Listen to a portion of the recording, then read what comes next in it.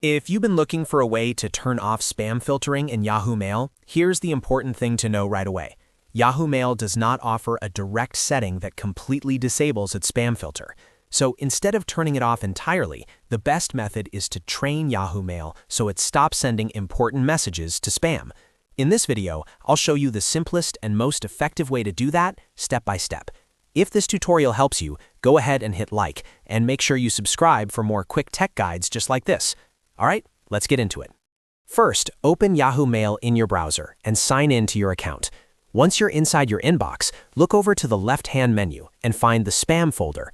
This is where Yahoo automatically sends messages that it thinks might be unwanted or suspicious. Now, open that Spam folder and look for the message you actually want to receive in your inbox. When you find the email, click to select it.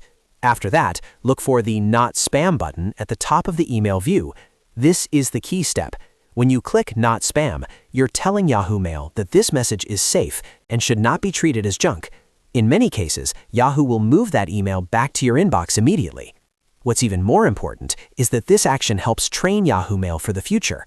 If the same sender emails you again, Yahoo is more likely to deliver those messages straight to your inbox instead of pushing them into spam. So if you're trying to stop missing important emails from a person, company, or service, this is the best way to fix it. If you have more than one email from the same sender stuck in spam, repeat the same process for each one you want to keep receiving. The more often you mark messages as not spam, the better Yahoo gets at learning your preference.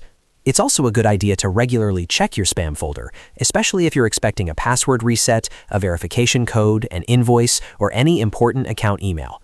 Now, if you want to reduce the chances of this happening again, you can also help Yahoo Mail by adding trusted senders to your contacts.